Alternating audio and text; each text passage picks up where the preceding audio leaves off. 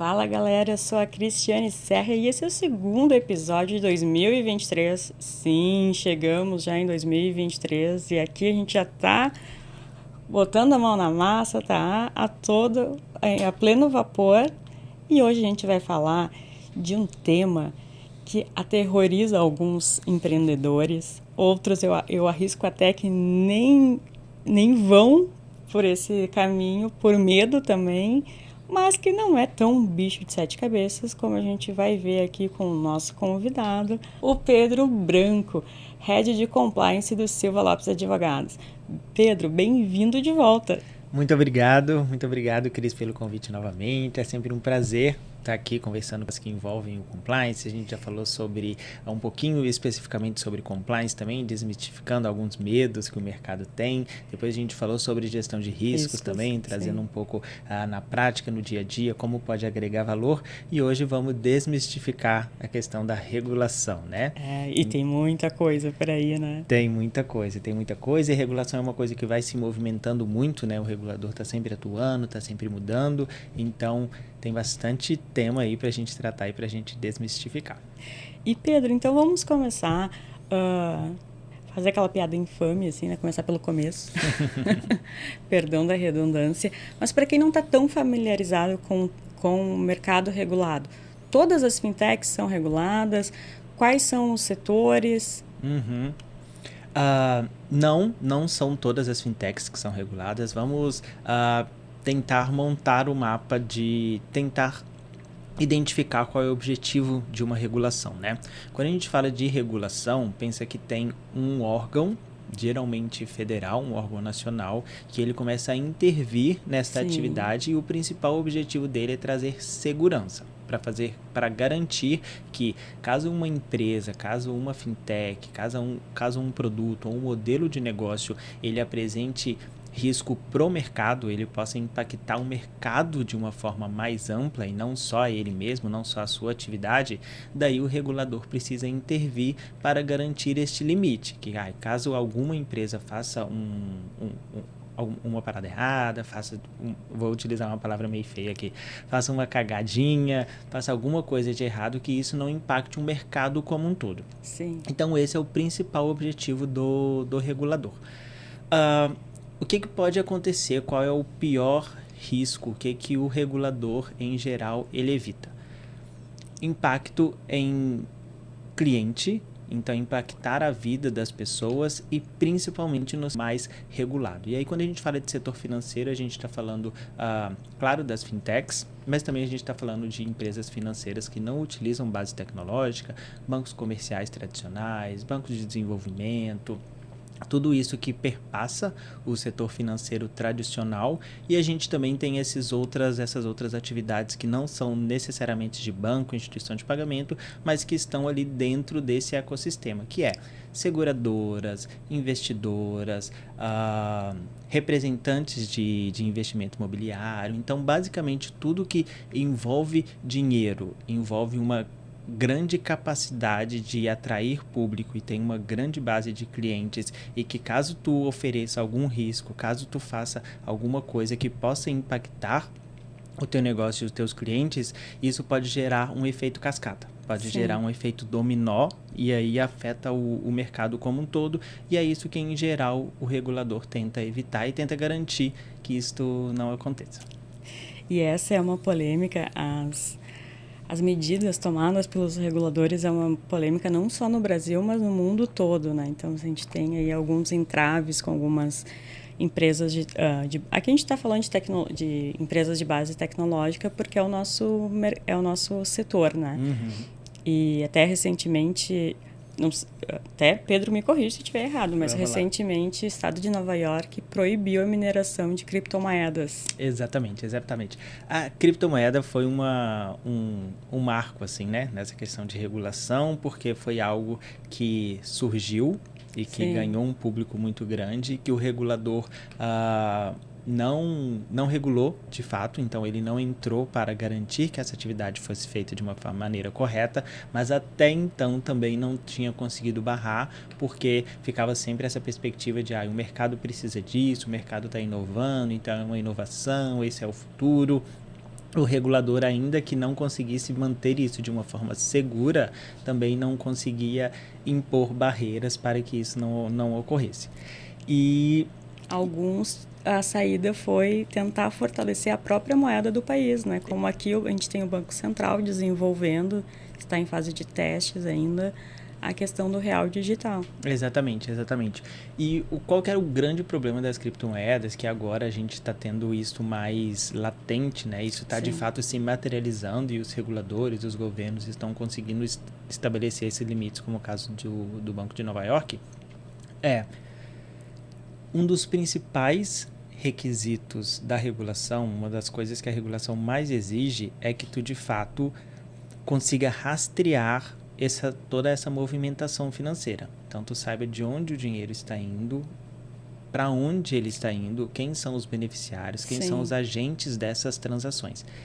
E a criptomoeda, ela blinda isso, porque ela não passa por esses controles. Então, de fato, se tu manda um grande montante de dinheiro de um lugar para o outro, de um país para o outro, faz câmbio, a criptomoeda, ela não garante que tu saiba quem é a pessoa que está por trás. Então, isso acaba E é fragmentada também, Exatamente. Né? Então, isso acaba que aumenta a probabilidade e questões que os reguladores e os governos buscam evitar e buscam garantir, que é o envolvimento em lavagem de dinheiro. Sim. Então, o grande americano fala muito, existe uma frase muito comum do americano, que é: sempre que vai fazer alguma investigação financeira, usa o termo follow the money. Então, se você consegue fazer o rastreamento desse dinheiro, de onde que ele surgiu, qual a origem, por onde que ele passou, tu consegue identificar qualquer tipo de irregularidade nessa operação. A criptomoeda, ela evita, tu não consegue rastrear, tu não consegue fazer este caminho do dinheiro. Então, esse é o principal problema. Até então, tinha essa questão da inovação, do mercado, e que as pessoas buscavam e acreditavam que isso de fato ia conseguir virar, que era a nova realidade, mas aí, como o tempo está nos mostrando que, passada essa bolha, essa febre da criptomoeda, a gente está vendo que não é bem assim, que não é tão seguro assim. E só um adendo ainda, né, nesse ponto criptomoedas, eu falei antes que alguns países estão desenvolvendo a sua própria moeda digital, né, como no caso do Brasil, o real digital, mas daí essa é uma categoria diferente, né, não é exatamente como tu está explicando agora, porque ela vai ser rastreável, né, vai ter toda a segurança que o Banco Central exige e também oferece. Exatamente. Então, o que acontece? Como, de fato, é uma necessidade do mercado, né, do mercado mundial, esta moeda digital, essa maior flexibilização no envio, essa menor burocratização no envio e recebimento de dinheiro, inclusive internacional, os bancos federais, os bancos nacionais, como o Banco Central, estão inovando e estão buscando trazer segurança para este mercado, e infelizmente isso só acontece através de uma centralização. Então, tu centraliza nele quais são as regras, qual é a metodologia, quais são as ferramentas, e ao mesmo tempo consegue evoluir este mercado de transferência de dinheiro para a nossa realidade atual, né? Que é muito mais ágil, que é muito mais... O Pix veio aí de uma maneira surreal, que nem acreditava. Que esses dias eu estava pensando, faz só 2 anos que tem Pix, parece que teve a vida toda. Exatamente. Isso é uma coisa que o mercado nos traz, né? Traz uma necessidade que, quando surge uma coisa que é segura, uma coisa que é eficaz, uma coisa que é regulada, como isso pega e já entra no dia a dia das pessoas. E o Pix não para por aí, né? O Pix, inclusive, está vindo com o Pix internacional aí, possivelmente no próximo ano, e que conversa muito com essa questão da criptomoeda. E também o Banco Central já levantou a bola aí do real digital, que está em planejamento. Então, aos poucos, a gente vai evoluindo e vai desbravando e vai inovando, inclusive com a regulação. Pedro, já a gente volta mais no desempenho do Banco Central, como ele tem o que ele tem feito para ajudar o setor também. Mas eu queria saber de ti além do Banco Central, que a gente fala muito, e acho que é o primeiro que vem na cabeça de todo mundo, existem outros reguladores? Sim, sim. O Banco Central é o que está no nosso dia a dia, né? Sim. Mais latente. Mas no Brasil existem diversos reguladores, cada um nas suas áreas de competência, por assim dizer, né? Então, o Banco Central, ele basicamente regula tudo aquilo que é movimentação financeira de dinheiro, quando a gente fala de banco, principalmente, e aí banco aqui a gente tem que ampliar um pouco para instituição financeira, para instituição de pagamento, então tudo aquilo que envolve movimentação de dinheiro. Essa até é uma dúvida que as pessoas têm, né? Porque se coloca praticamente todos os negócios na caixinha de banco digital, que na verdade nem todos são, né? Por exemplo, no Nubank não é um banco, né? Isso aí, é uma instituição de pagamento, né? Então, basicamente, as fintechs, elas entraram nessa onda da instituição de pagamento, que são estruturas mais enxutas. Pensa que um banco tradicional, ele envolve movimentação de dinheiro, ele envolve produtos financeiros, ele envolve empréstimo, ele envolve garantias, ele envolve custódia, ele envolve penhora, ele envolve diversos produtos que exigem uma regulação maior, que exigem uma complexidade maior. O mercado, com uma bancarização cada vez maior, mais latente, e a gente muito necessitado dessa desburocratização, da gente conseguir fazer as coisas sem precisar ir em agências, começou-se a surgir as famosas fintechs e principalmente voltadas para a necessidade do público, que é: eu não quero nada disso, eu não quero penhora, eu não quero empréstimo, eu não quero ter que ir no banco, eu não quero emitir cheque. Eu quero um aplicativo no meu celular onde eu consiga pagar minhas contas. É basicamente isso. E aí surge o mercado, trouxe um pouco o Nubank foi um dos precursores de trazer essa tecnologia para a nossa realidade, e o Banco Central, vendo essa movimentação do mercado, precisou se adequar também. Então ele começou a inovar e começou a regular essas novas operações baseadas na realidade. Então primeiro veio a regulação das instituições de pagamento, depois criou-se novas instituições financeiras que, ainda que operassem com crédito, com uma estrutura muito mais enxuta e com uma estrutura totalmente tecnológica, sem precisar de agência. Então, a SCDs, a SAP, Sociedade de Empréstimo Entre Pessoas, Sociedade de Crédito Direto.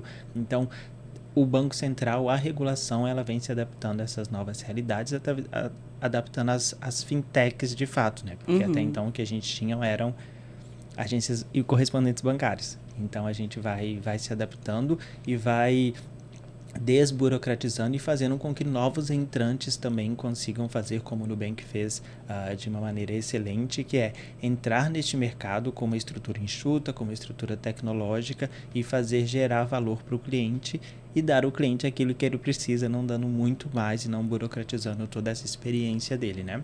Tá, Pedro, é uma pergunta bem de leiga, mas pelo que tu tá me explicando também, tá explicando pra gente, eu queria deixar bem claro, assim, para quem está ouvindo a diferença mesmo, né? Então, um banco digital é igual a um banco tradicional, só que digital. Exatamente. Quando a gente fala de banco digital, a gente precisa subdividir este banco, né? Qual que é o conceito de banco que eu utilizo? Um banco digital é um aplicativo onde eu consigo pagar e receber conta, fazer transferências, pagar meus boletos. Isso conceitualmente não é um banco. Isso é uma instituição de pagamento. A gente enxerga isso, o mercado enxerga isso como um banco digital, mas ele de fato não é um banco. E quando a gente fala do banco tradicional, a gente pensa que, além disso, dele fazer todas essas transferências, do nosso cartãozinho de débito, de receber nosso salário, pagar nossas contas, ele tem uma quantidade de produtos muito maior que envolvem basicamente crédito. Sim. Então, quer captar crédito do mercado, alavancar e fornecer crédito, cobrança de juros, garantia, financiamento imobiliário. Então, tudo isso, geralmente, um banco digital, que é o que a gente conhece como fintechs ou instituições de pagamento, ele não consegue fazer ainda. Tá. Estamos evoluindo, mas o banco tradicional, ele tem uma gama de plataformas de produtos mais tradicionais e necessitam de uma burocracia maior, porque tem produtos mais complexos, né? Então, quando a gente fala de pagar e receber contas e receber o teu salário no final do mês, ter um cartão de crédito é diferente de tu ter um financiamento imobiliário, um financiamento rural, Sim. né? Então tem uma complexidade maior É. e o nível de regulação o Banco Central trouxe para segregar, para falar, se tu tem uma instituição mais simples, que é apenas um aplicativo, tu não tem agência, tu não fornece esses produtos mais complexos, eu vou te exigir muito menos, porque o risco que tu traz para o mercado é muito menor. Se tu é uma instituição tradicional, por assim dizer, se é um grande conglomerado, tu tem agência no país todo, tu fornece crédito, crédito rural, crédito através de BNDES, enfim, toda essa maior complexidade, eu vou te exigir muito mais porque o teu Sim. risco perante o mercado é muito maior. Perfeito, muito obrigado pela explicação. Acho que todo mundo agora entendeu. Que bom. E, bom, fui eu aqui que desviei, né? Abri aqui um Imagina. caminho secundário, mas além do Banco Central, então, que faz todas essas regulamentações que tu nos explicou, quais outros reguladores? Sim, o Banco Central que está no nosso dia a dia, igual a gente explicou aqui, tem a SUSEP, que faz a regulação de seguros, então todas as seguradoras, como é que funciona basicamente um seguro, né? A gente brinca muito, minha avó dizia que seguro tu paga para não usar. Exato. Que é justamente isso. Então o seguro ele capta dinheiro de diversas pessoas e fornece para eles segurança. Caso aconteça alguma coisa, caso materialize um risco, todo esse dinheiro que eu captei das outras pessoas, eu vou te dar para que tu tenha essa segurança no momento de crise.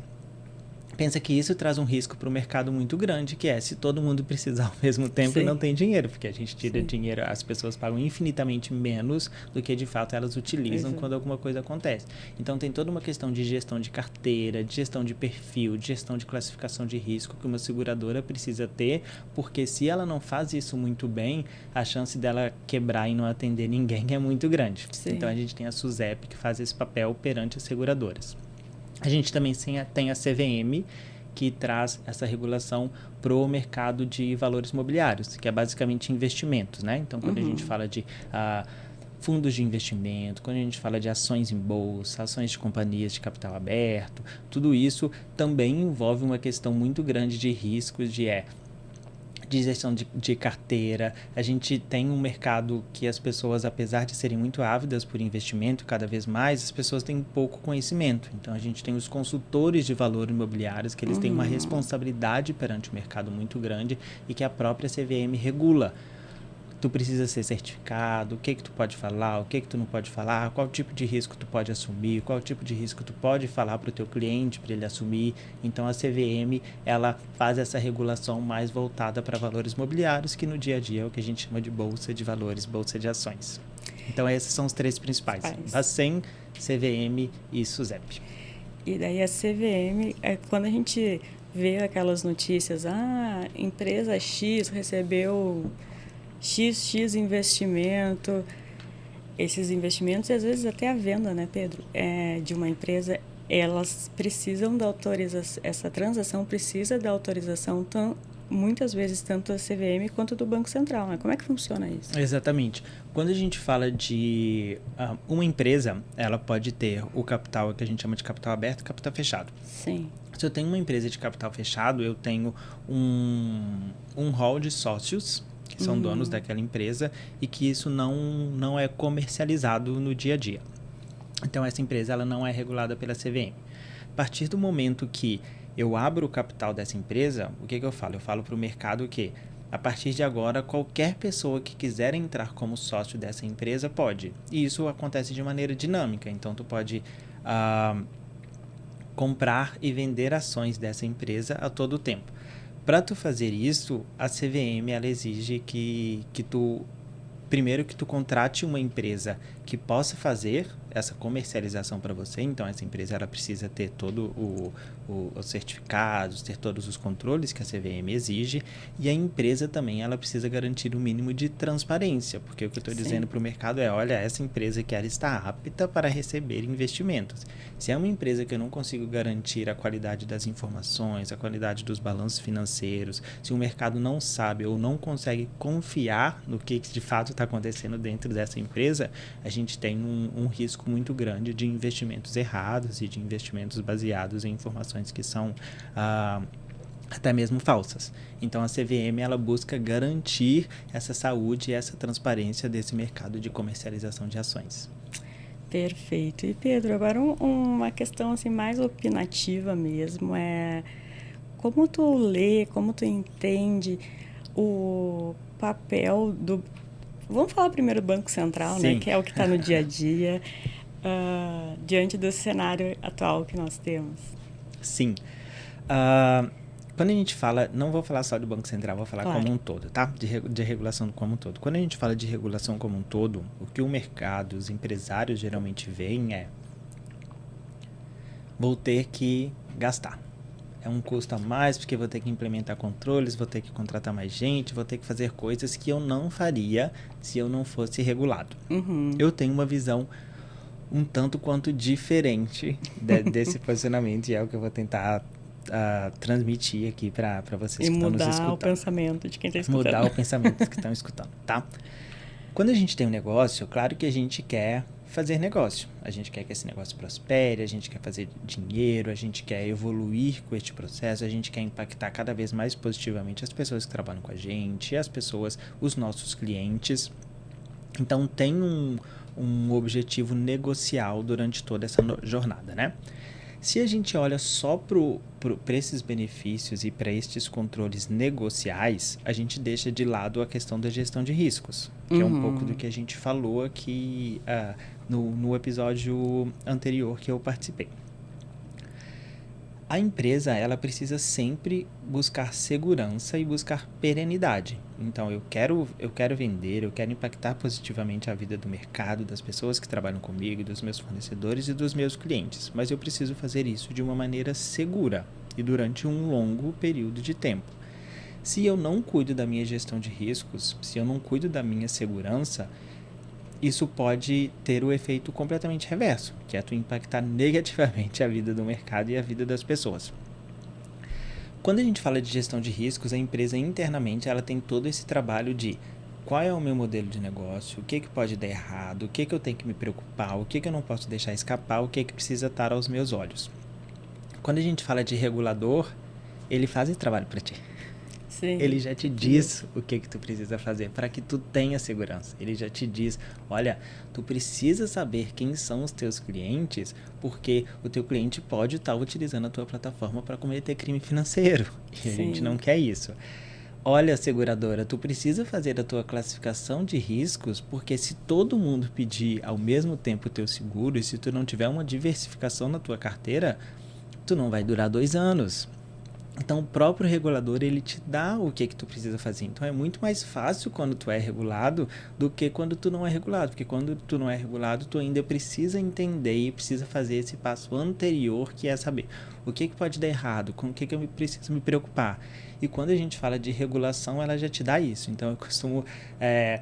quando os clientes chegam pra gente questionando, porque o Banco Central pediu para fazer isso, o Banco Central é muito burocrático, o Banco Central fala, olha, a gente tem que agradecer o Banco Central, porque no fundo o que ele está garantindo é a tua segurança, está garantindo que o teu negócio vai continuar, vai perdurar por muito tempo de uma maneira segura e que ninguém vai utilizar da tua empresa para cometer ato de lavagem de dinheiro, para cometer ato de fraude interna, fraude externa. Então, é isso que ele se preocupa. Na verdade, ele está preocupando com o teu negócio, evitando com que isso ocorra um efeito dominó no sistema financeiro em todo, mas, na essência, ele está preocupando com o teu negócio para que você prospere de maneira segura. Que é bom também para o próprio Banco Central, né? Exatamente.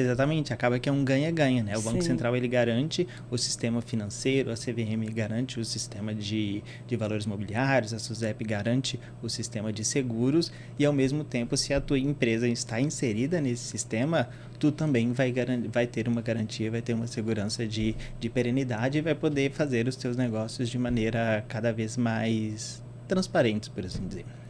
A gente pode dizer que nesse aspecto de regulamentação, o Brasil ele vem se destacando bastante, né, em termos de fintechs. O Banco Central, principalmente o Banco Central, né, ele se destaca bastante internacionalmente, já ganhou alguns prêmios, se mostra bastante aberto a essas adaptações com a atual realidade, né? Sem dúvida. Isso não é de hoje, tá, Cris? Desde muito tempo, o sistema financeiro nacional, o sistema financeiro brasileiro, ele é reconhecido mundialmente por ser um sistema extremamente seguro, um sistema que consegue fazer uma regulação em prol do mercado e um sistema completamente inovativo, então que não congela, né? Não fica parado no tempo. Eu lembro que eu já fiz alguns cursos fora, já estudei sobre sistema financeiro, sobre gestão de riscos financeiros em algumas universidades do mundo, e sempre quando eu falava que era brasileiro, os professores, os outros colegas ficaram extremamente curiosos, que é, cara, como que vocês fazem?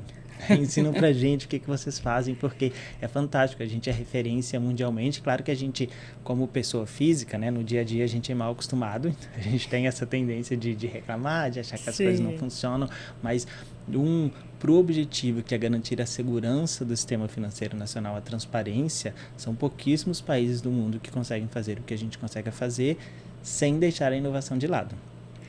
Até a título mais de curiosidade, uma coisa que sempre me deixa muito impressionada é que nos Estados Unidos não tem o boleto, né?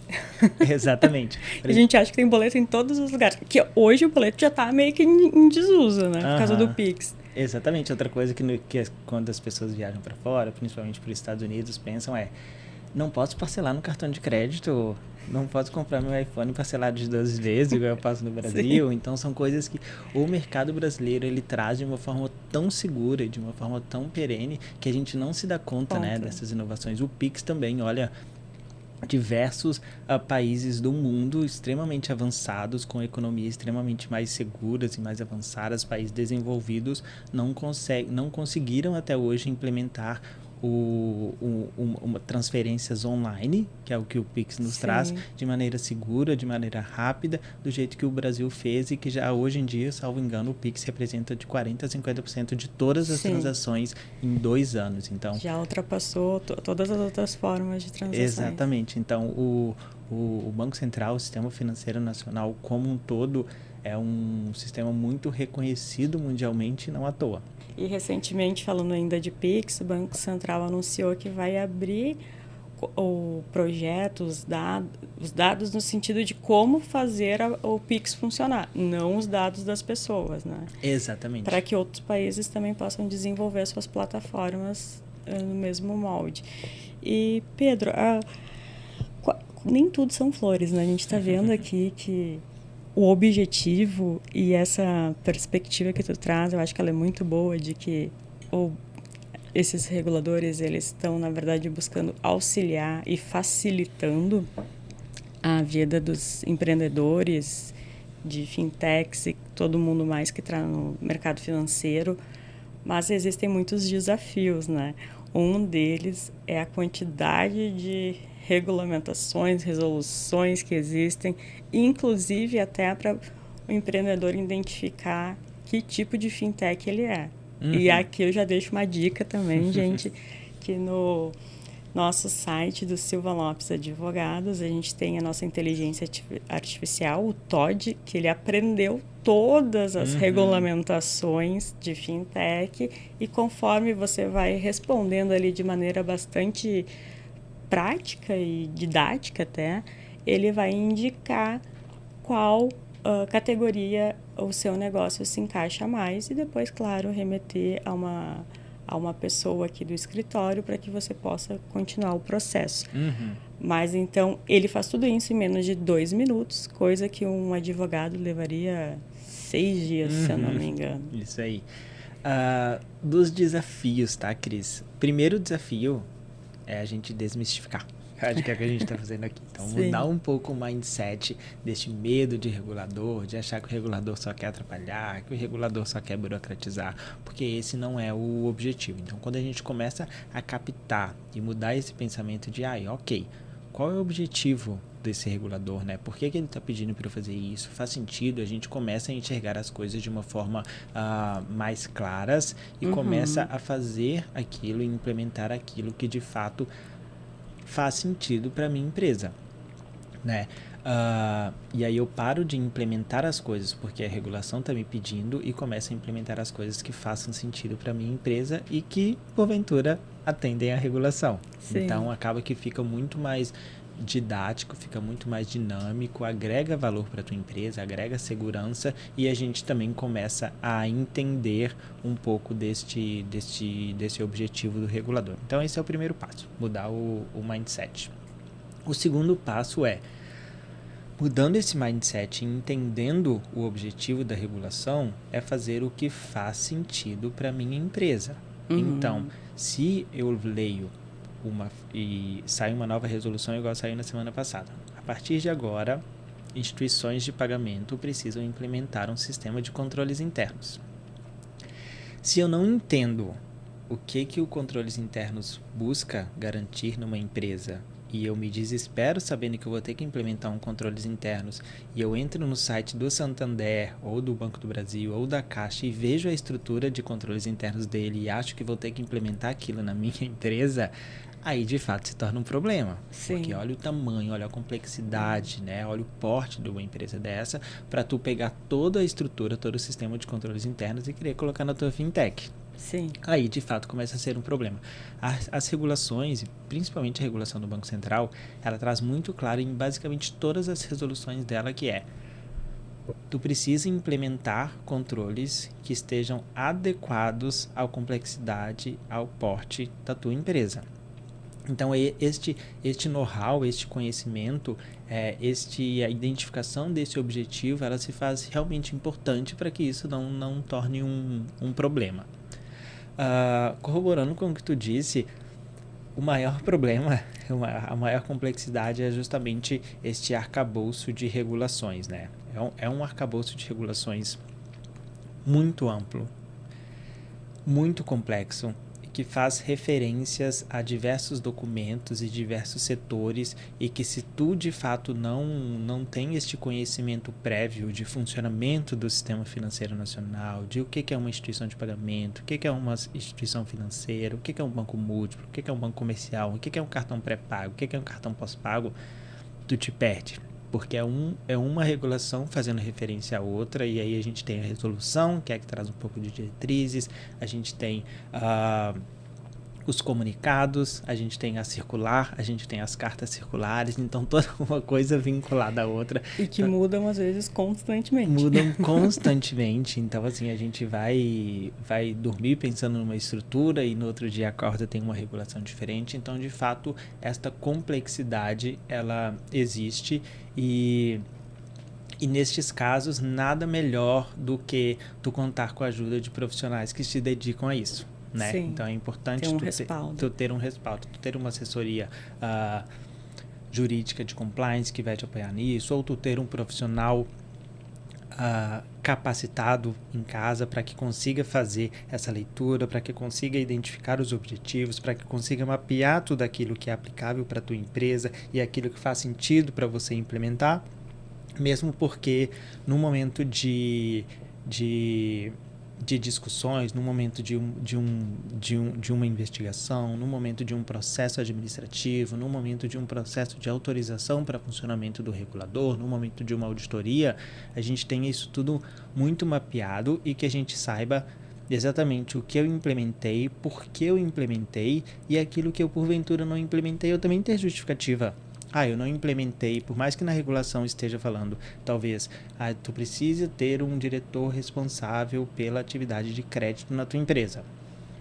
Se a minha empresa não tem produto de crédito, eu não vou precisar ter um diretor de crédito. Então, às vezes, a gente lê friamente a regulação e começa a querer implementar tudo sem entender um pouco o que faz sentido para ti, tu te perde, tu vai implementar coisas a mais do que tu deveria e ao mesmo tempo, se tu passa por um processo de auditoria, por um processo de investigação, por um processo de autorização, tu também não tem capacidade de explicar o porquê de tu não ter implementado aquilo. Então, considerando a complexidade, né, dessas regulações, dessas circulares, desses arcabouços de documentos, é importante tu ter alguém específico, seja dentro de casa, seja através de uma assessoria, para garantir que essa leitura, que tu não deixou escapar nada e que essa leitura ela foi traduzida para a sua realidade. E acaba economizando também esforço e dinheiro, né? Com certeza, com certeza. Que é importante também. Muito importante. E seguindo nesse caminho, Pedro, eu queria que a gente falasse agora um pouco numa coisa que mexeu bastante com as fintechs, as instituições de pagamento nesse último ano, em 2022. Aí ali na finaleira o Banco Central resolveu estender, e não foi pouco, estendeu, assim, quase perder de vista a questão do pedido de autorização, né? Então, exatamente. Conta pra gente um pouco como é que funciona. Trazendo um pouco do histórico, né, dessa regulação da instituição de pagamento, pensa que a instituição de pagamento é uma coisa recente e que ela veio junto com o movimento das fintechs, né? Isso um pouco que a gente explicou no início, para o meio ali do episódio, falando que adequar a realidade do cliente, o cliente não quer nenhum produto financeiro complexo, o cliente quer receber o salário dele, pagar as contas, receber transferências, utilizar o cartão dele para fazer compras, e é isso. Assim surgiram as instituições de pagamento. Quando a regulação surgiu, o que o Banco Central ele fez? Ele falou, olha, se a tua empresa ela possui um porte, que esse porte não tem a capacidade de gerar um risco para o sistema financeiro nacional como um todo, então um pouco daquilo que a gente está falando, se ele tem um volume limitado de clientes, se não movimenta tanto dinheiro dentro da tua plataforma, continua operando normalmente, eu não vou implementar nenhuma regulação em ti, eu não vou te exigir nenhum tipo de burocracia, nenhum tipo de controle, até o momento que tu tenha um porte que daí já começa a preocupar e que se acontecer alguma coisa contigo, tu pode influenciar no sistema financeiro nacional. Então, ele deixava essa janela e aí ele estabeleceu ali alguns volumes, tanto de volume de quantidade de clientes, quanto de dinheiro que é movimentado dentro da plataforma. E ele falou, abaixo disso, tu pode seguir tua vida, a regulação não te atinge. Se tu passou desse volume, a regulação vai te atingir. Tá? Então foi assim que nasceu as instituições de pagamento, e aí a gente tinha, a gente segregava instituições de pagamento reguladas e instituições de pagamentos não reguladas. Quando foi ali no final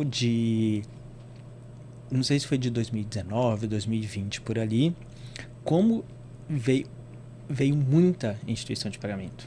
Então muita. Então ao invés de, o Banco Central falou, cara, talvez por eu ter limitado o volume de clientes por empresa, talvez eu tenha pulverizado um pouco o risco, mas surgiram muitas instituições e que todas essas instituições juntas, se uma começa a afetar a outra e se uma está sendo irresponsável, eu já não vou conseguir garantir mais a segurança do sistema financeiro nacional sem regular. Então, o que ele falou? Ele falou, a partir de agora, todas as instituições de pagamento, independente do volume, independente da quantidade de clientes, antes delas operarem, eu quero certificar e eu quero autorizar elas e eu quero garantir que elas sejam seguras. E aí tirou essa figura da instituição de pagamento não regulada. Todas elas passaram a ser reguladas. Só que surgiu um problema, que e aquelas que já estavam operando dentro dos limites, o Banco Central tinha duas opções. Ou ia pedir para todas pararem e só operarem depois que ele avaliar todas, que ia gerar um caos no mercado e nos negócios, ou a saída que ele identificou foi, vou fazer uma janela de transição. Essa janela de transição vai durar 3 anos, que é de 2019 até 2022, não, de 2020 a 2023.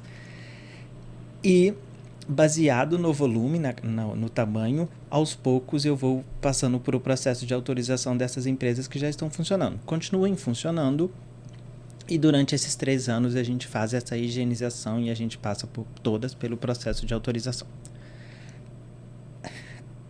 Então, o que aconteceu no final do ano passado? Essa janela de transição estava se encerrando, se encerrava em março de 2023, e a quantidade de instituições de pagamento que pediram autorização, que já estavam em funcionamento e que precisavam de autorização para continuar operando, ela atingiu um número absurdo. E o Banco Central, ano passado, teve greve dos servidores, teve um volume surreal de aderência ao Pix, que precisava analisar todos os pedidos do Pix, que precisa de autorização prévia para operar Pix, e além disso, chegando o final da janela de transição. Então, o que ele falou? Não vou dar conta. não consigo fazer. Então, ele ampliou essa janela de transição por mais tempo. A gente esperava que não seria por tanto tempo, mas algumas empresas que teriam que pedir autorização até 2023 vão poder pedir autorização até março de 2029.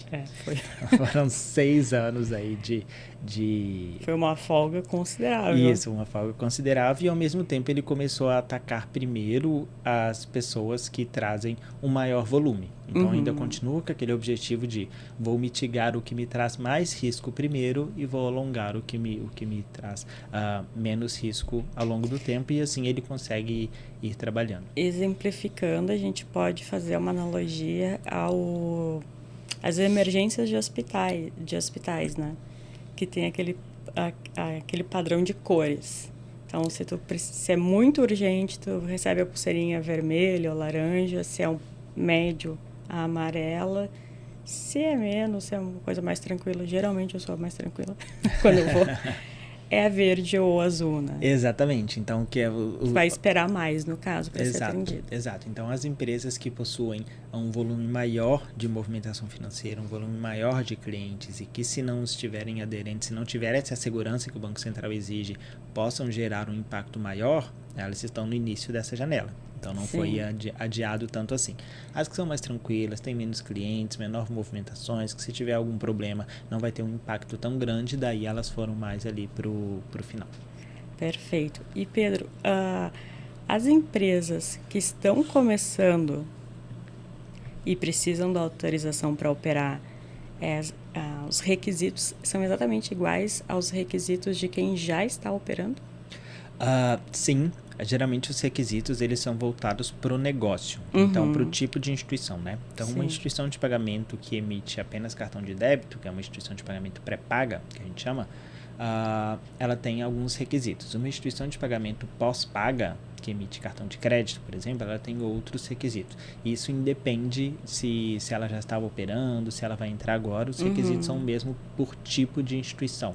Se a gente está falando de uma instituição financeira, também a mesma coisa, de um arranjo de pagamento, enfim.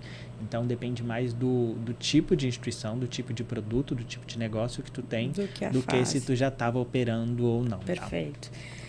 E outra questão que os nossos ouvintes podem também estar pensando, quando pedir? Eu posso começar o meu negócio e esperar ele dar certo para fazer o pedido?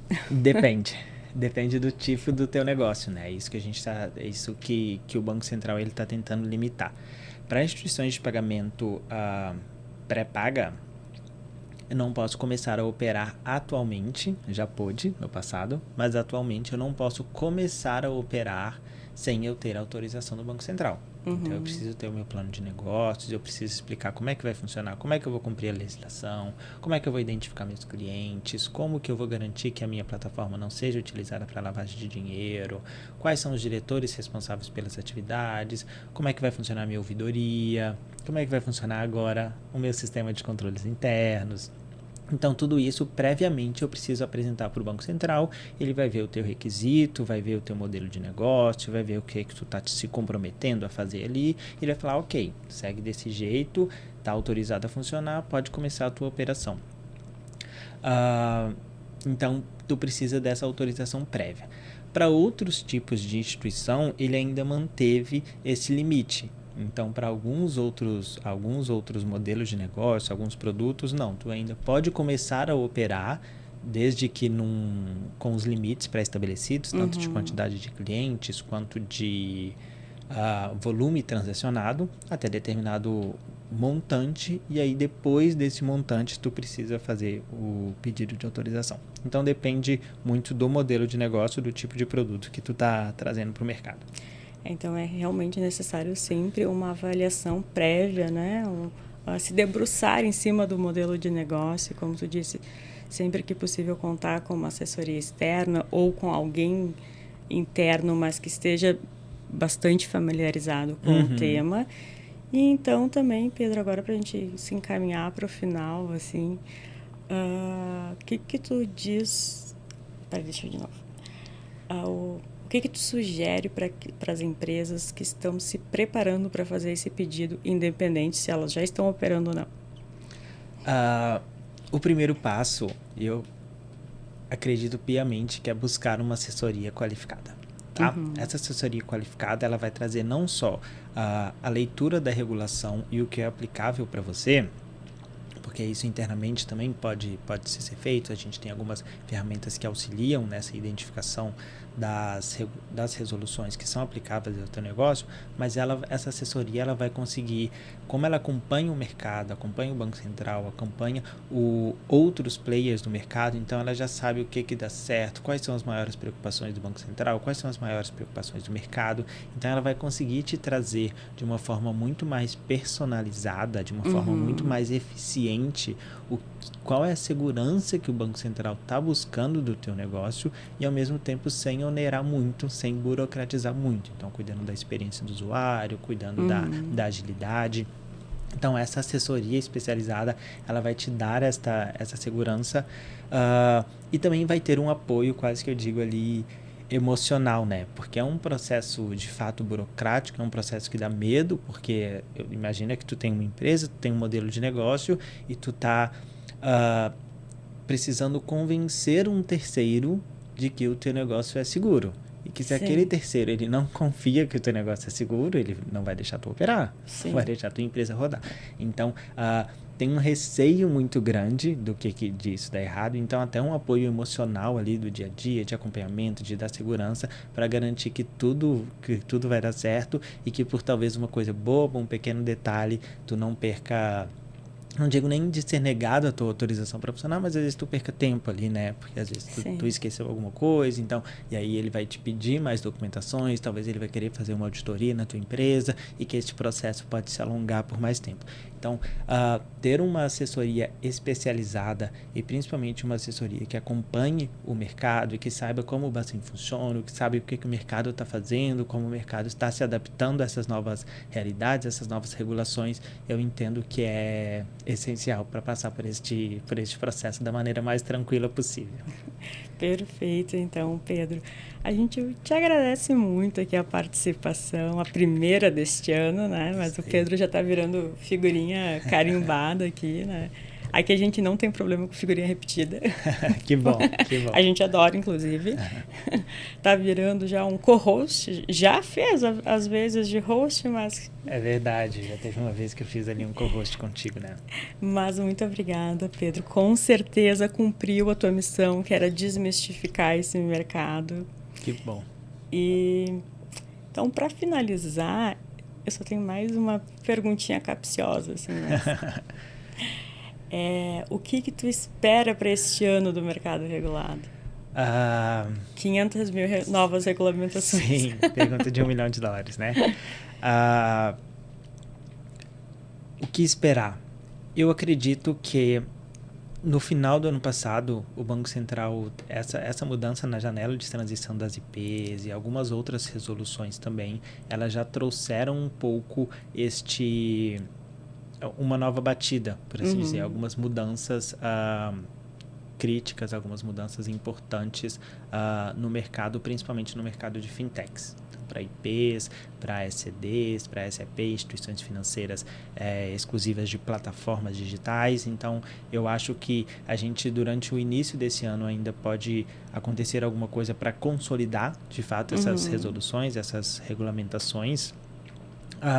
Eu vejo uma batida muito forte, talvez, com o que aconteceu com as IPs ali atrás, com as que a gente chama de insurtechs, que são as seguradoras. Então, acaba que as insurtechs, durante todo este processo de PIX, de instituições de pagamento, de SCD, de SAP, as seguradoras, elas não tiveram esse perfil inovativo tão disruptivo quanto o Banco Central teve, e aí no final do ano passado também já começou a se movimentar de uma forma muito mais crítica para dar uma balançada nesse mercado de seguradoras de seguros, tá?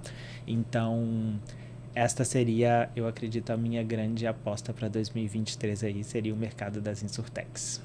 Perfeito, então mais uma vez muito obrigada, Pedro, e aos nossos ouvintes e também quem está nos assistindo no YouTube, muito obrigada por mais uma companhia neste episódio e até o próximo. Tchau! Tchau, tchau, pessoal!